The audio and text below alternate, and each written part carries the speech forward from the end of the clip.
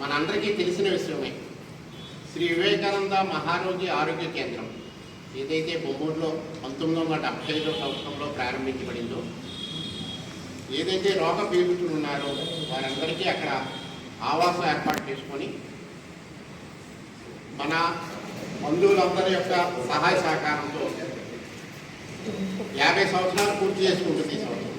మనందరికీ తెలుసు వివేకానంద మహారోగి ఆరోగ్య కేంద్రం రోగగ్రస్తుల యొక్క ఆవాసమే కాదు, గోశాల, అలాగే సూర్యనారాయణమూర్తి దేవాలయము, అలాగే ఆసుపత్రి, అలాగే రోగ పీడితులు ఎవరైతే ఉన్నారో వారి పిల్లలు చదువులు పూర్తయ్యాక వారి వృత్తుల్లో వెళ్ళాక వారు విడిగా ఉండడానికి కూడా ఆవాసాలు ఏర్పాటు చేసుకుని ఉంటున్నారు.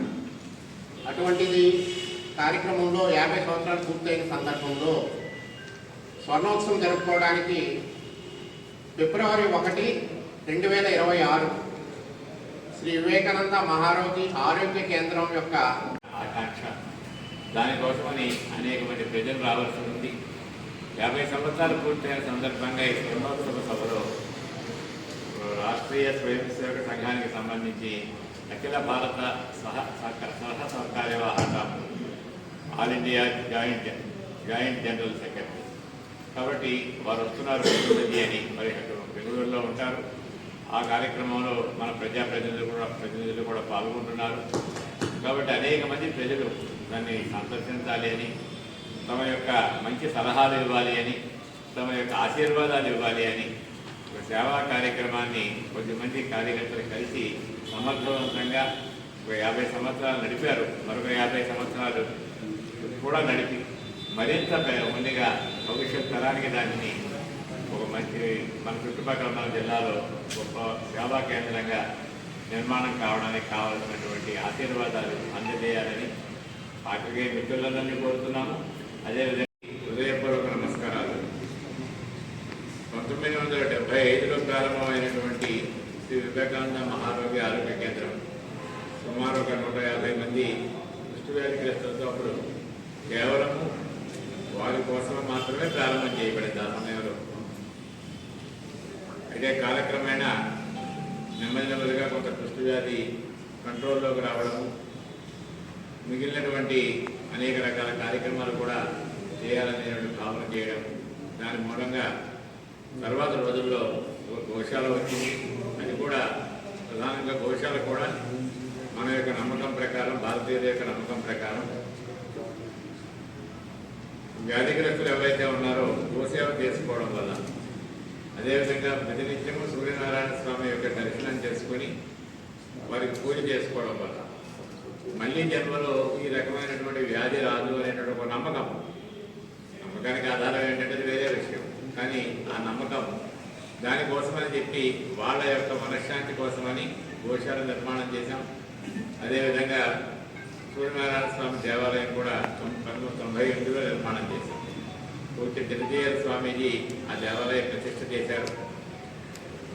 అయితే నెమ్మదిగా చుట్టుపక్కల గ్రామాల్లో సూర్య దేవాలయం లేని కారణంగా ప్రతి రథసప్తమికి అనేక మంది భక్తులు రావడం, దాని మూలంగా వచ్చిన ప్రయోజనం ఏమిటాయా కేంద్రానికంటే భక్తులకేమో ఆనందం, కానీ కుష్టు వ్యాధిగ్రస్తులు ఉండేటటువంటి ఆ ఆవరణకి ఏమాత్రము సంకోచం లేకుండా సాధారణమైన ప్రజలు ప్రతి సంవత్సరము 10,000 నుంచి 15,000 మంది వరకు ఆ విధంగా రావడము, వాళ్ళతో ఇంటరాక్ట్ అవ్వడము, వీళ్ళకి అక్కడ ఉండేటటువంటి నివాసం ఉండేటటువంటి మనోబలం పెరగడము, ఆ విధంగా ఉభయత్రా కూడా చాలా పెద్ద ప్రయోజనం చేకూడదు. కాబట్టి తర్వాత అక్కడ ఒక క్రీడా స్థలాన్ని కూడా నిర్మాణం చేసాం, డెవలప్ చేస్తున్నాము. వాలీబాల్ గ్రౌండ్ జరుగుతూ ఉంది. ప్రతిరోజు రాత్రి 7 గంటల నుంచి సుమారు 10 గంటల వరకు కూడా చుట్టుపక్కల గ్రామాల చుట్టుపక్కల ఉన్నటువంటి అనేక మంది యువకులు వచ్చి ఆట ఆడుకుంటూ ఉంటారు.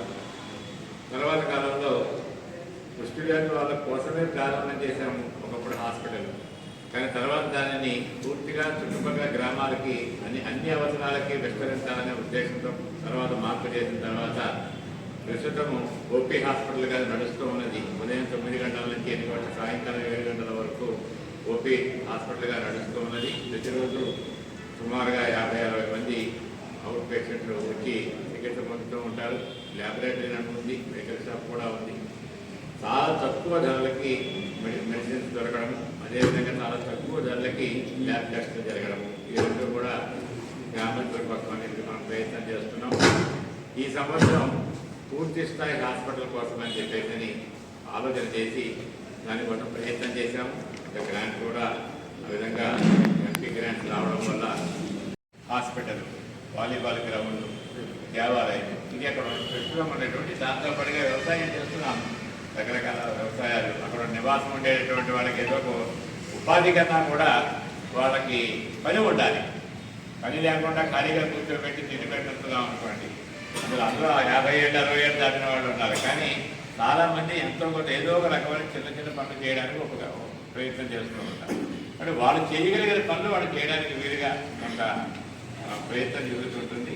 వ్యవసాయం కూడా జరుగుతుంది. కొద్దిగా నలుగురు ఏబుల్ బాడీ వాళ్ళు ఎవరైతే ఉన్నారో ఆ వ్యవసాయంలో కూడా వాళ్ళు చేస్తారు. వ్యవసాయం పెద్ద కష్టపడి చేయాల్సిన వ్యవసాయం కాకుండా మామిడి మొక్కలు, నిమ్మ అలాంటివి మాత్రం మనం పెంచుతున్నాం.